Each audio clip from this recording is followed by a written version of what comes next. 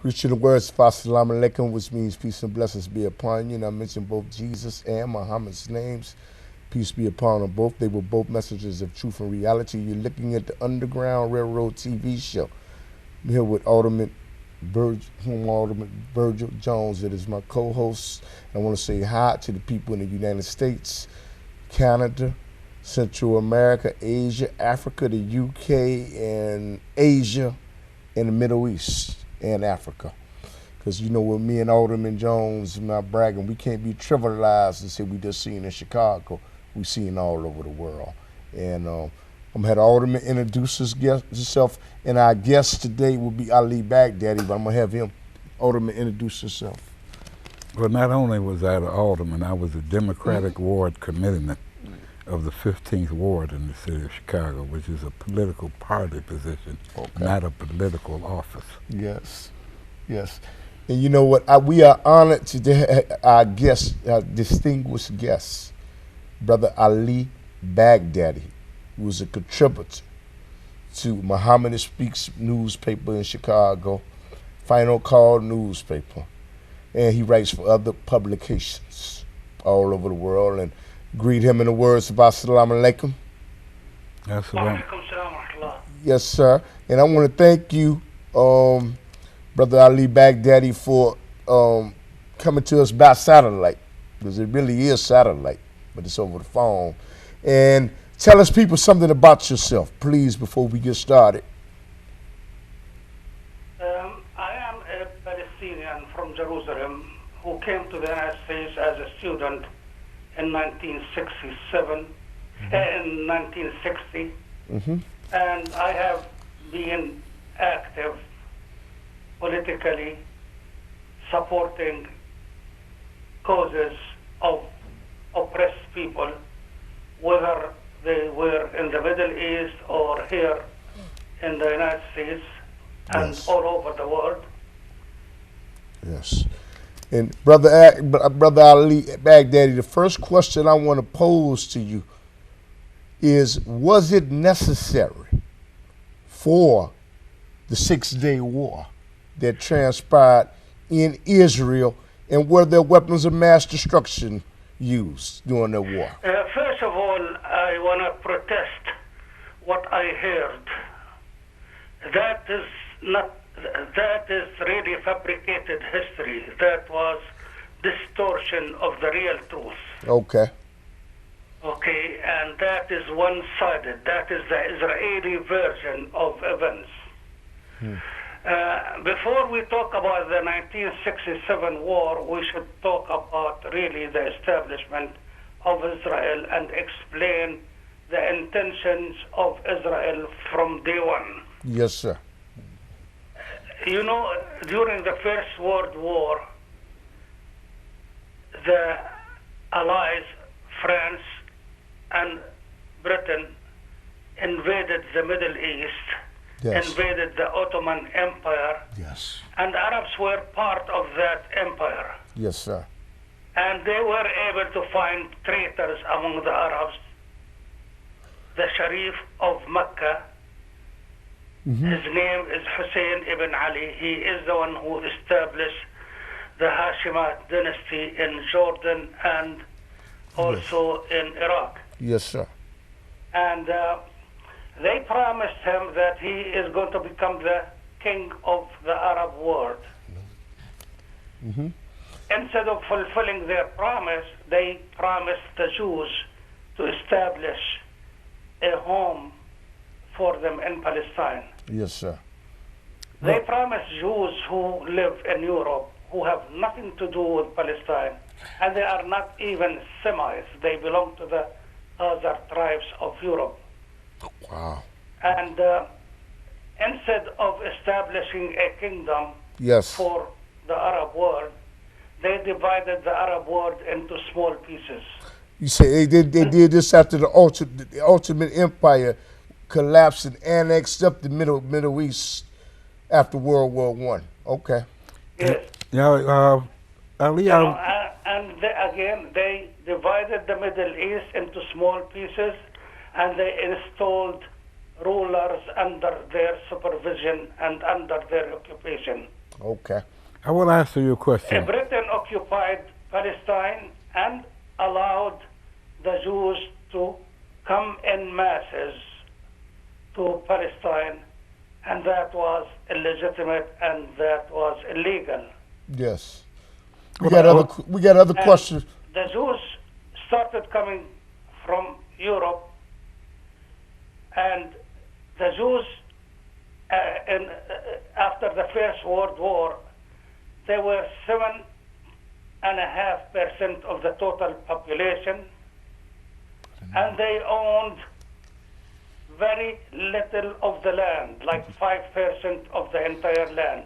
Yes, sir. Those Jews were Arab Jews, and Yes. they are part of us. Yes, sir.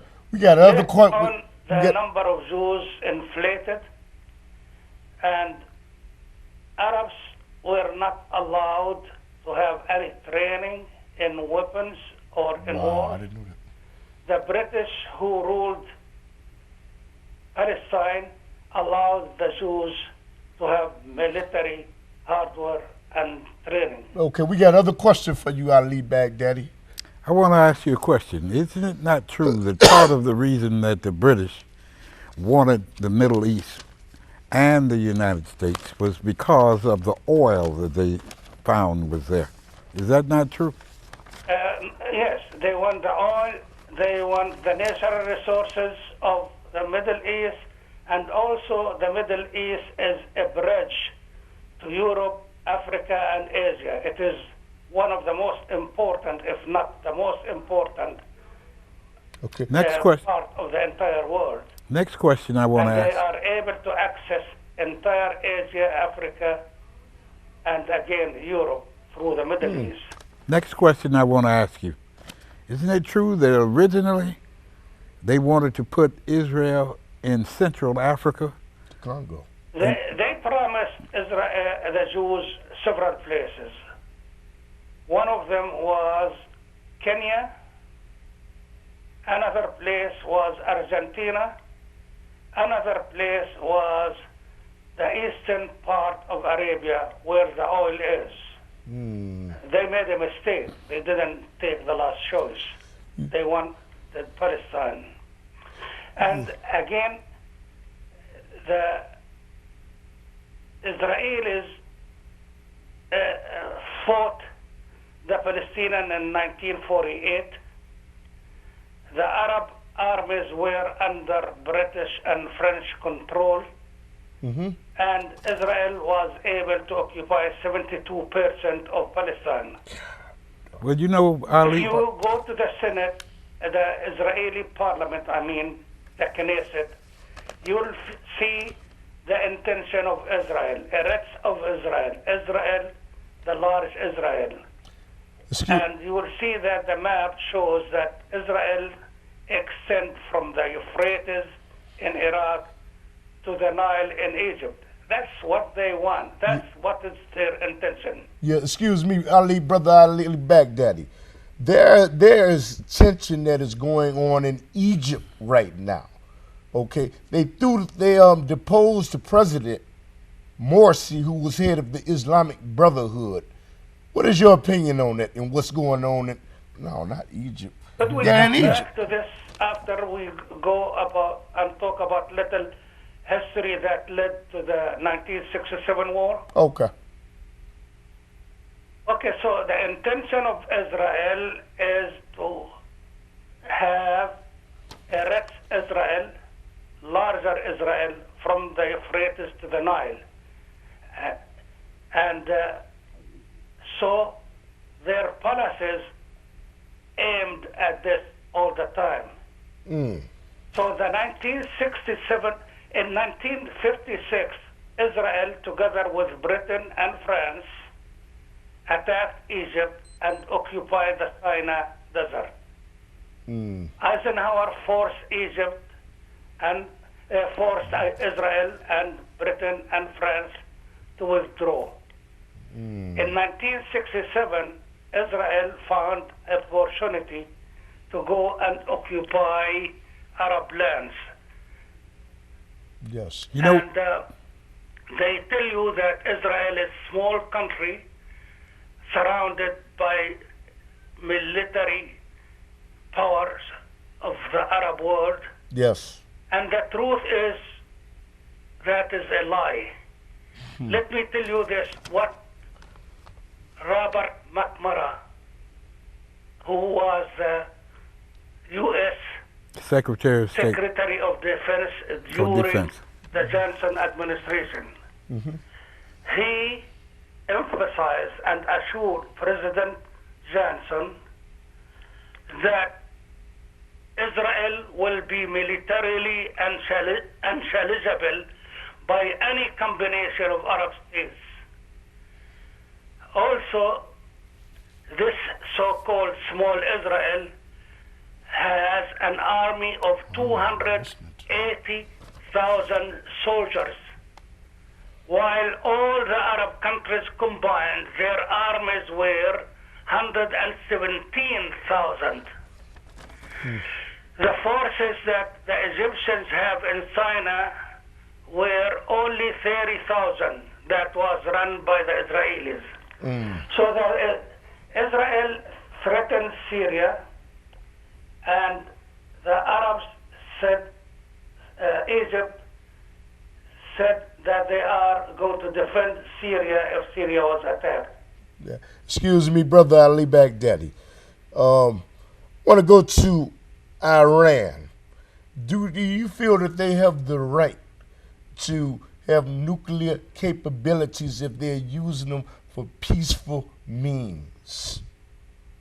Of course, that's the law of, and that's international law. Every country in the world has that right. This is a technology that is so important in many fields, particularly medicine. And Iran is determined not to have weapons of mass destruction because it is against Islam to possess such weapons. And Iran told the entire world that they are prepared to have all nuclear facilities open for inspection by the International Energy Committee. Okay. Well, you know, Gaddafi went along with that program, and Saddam Hussein went along with that program, and you know what happened to them. Right. And again, those programs were for peaceful purposes, not for military purposes whatsoever. And going back to 1967 war, the Israelis found it a good opportunity to occupy and to achieve some of their objectives, expand Israel.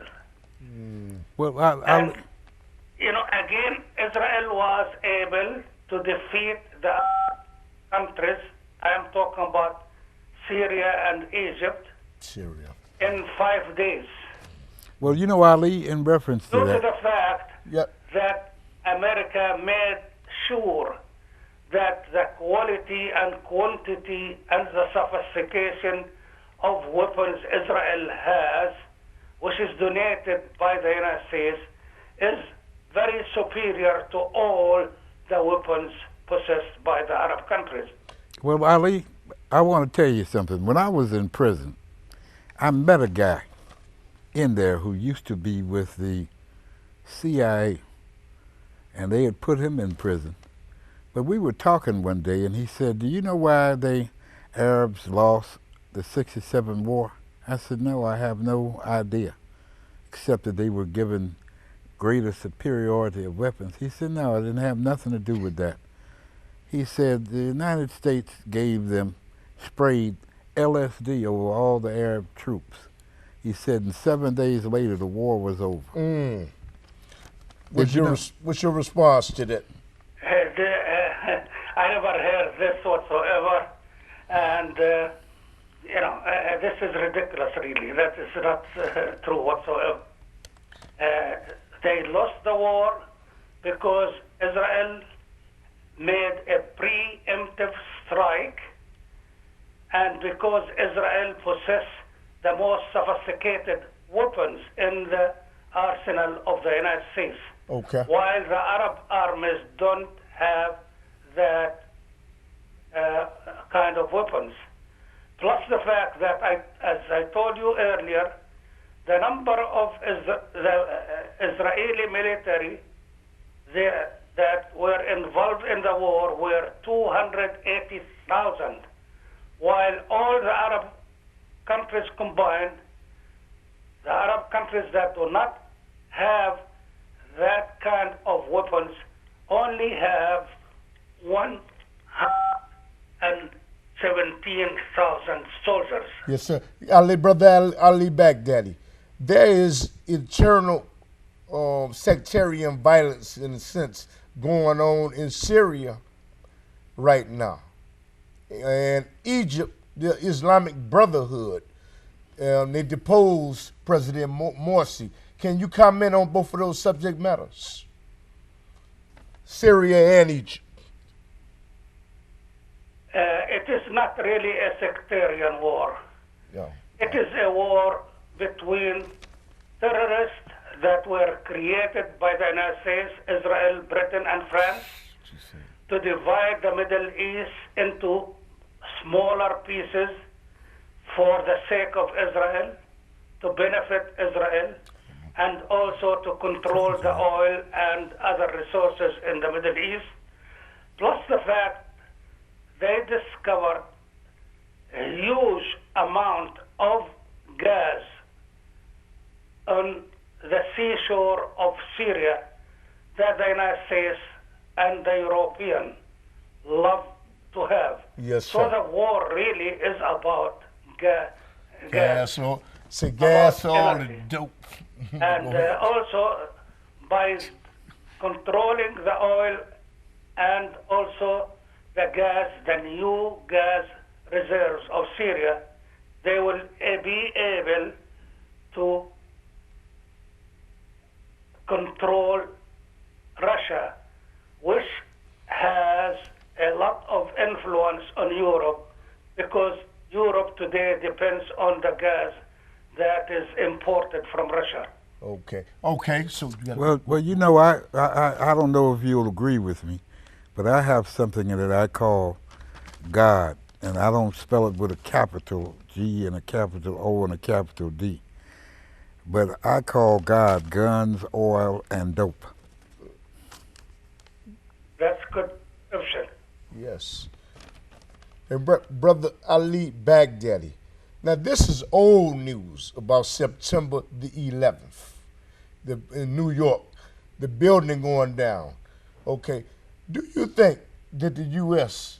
has something to do with it, and the United States went into Iran under Iraq. false pretenses? Do you think that President Bush, somebody asked me this, should be wanted for war crimes?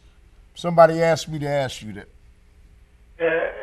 Brother, right now, the more than 50% of the American people, as a matter of fact, the great majority of the American people today don't believe the American version of 9/11. Most Americans today believe that it was a false flag. Okay. It was engineered by Israeli and American intelligence. And all indications show that. Nowhere in the world those two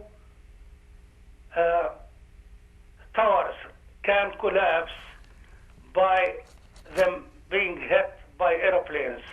Okay. And then let me Every indication say, and the firemen who were at the scene, they heard the explosions coming from the basement. This was controlled demolition. So somebody, And experts, excuse me, brother Ali American Baghdadi. experts, We running short on time, but I'm saying, should somebody be indicted on war crimes? that somebody is Bush, Cheney, Rumsfeld, Wow. and their gang. Okay. As a matter of fact, there were tribunals that tried those criminals in Malaysia and Turkey, Okay. and they found them guilty.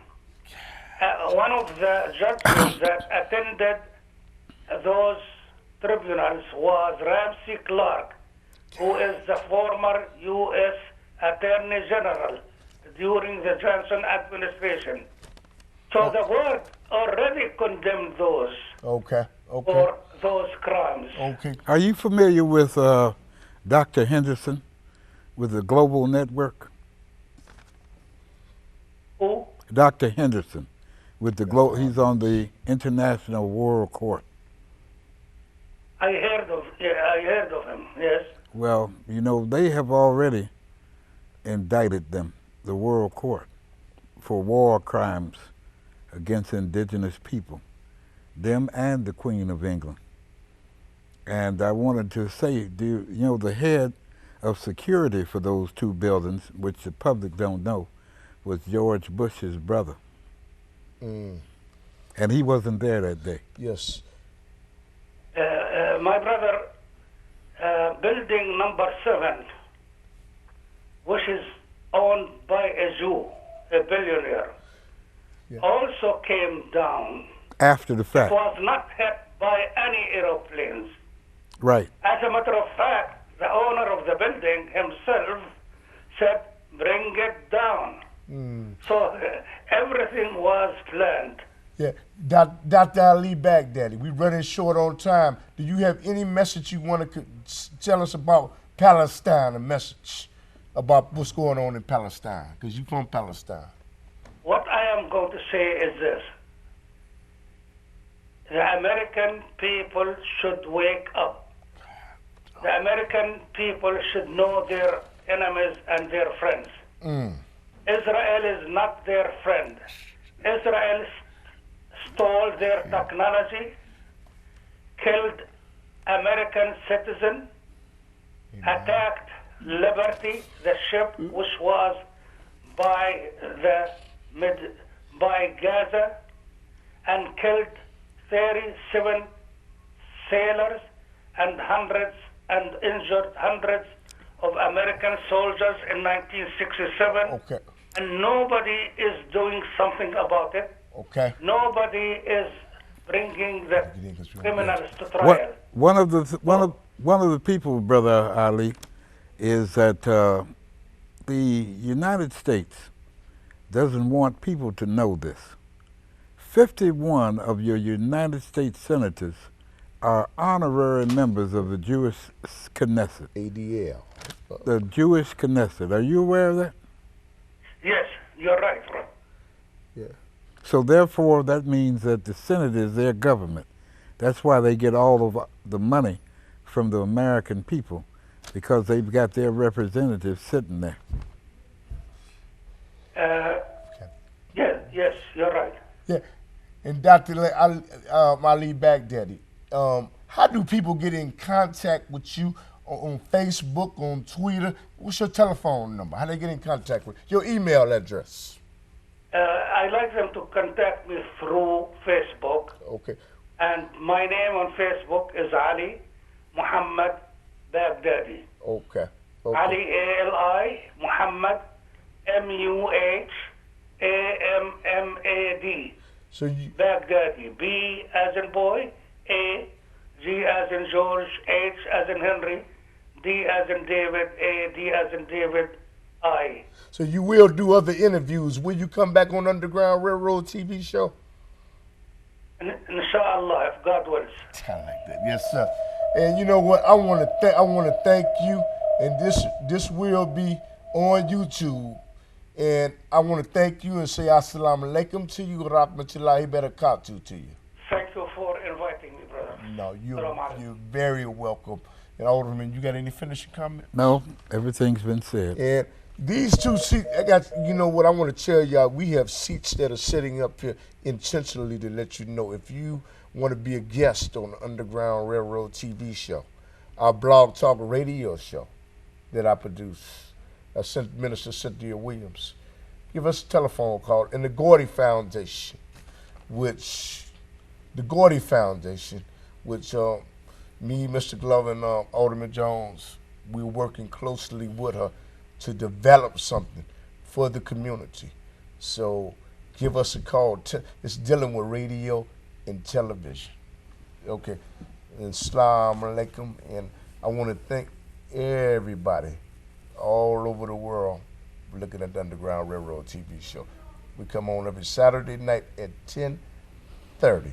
So thank you to the people in the United States, Canada, Asia, the UK, Africa, the Middle East, and I don't know where they get the Middle East from, but tune in and you know what, share this. Not only, don't just hold this knowledge for yourself, share this with a friend, and you know what, we appreciate you and appreciate the response that we get on the streets and the acknowledgement, but we cannot do this without you and God.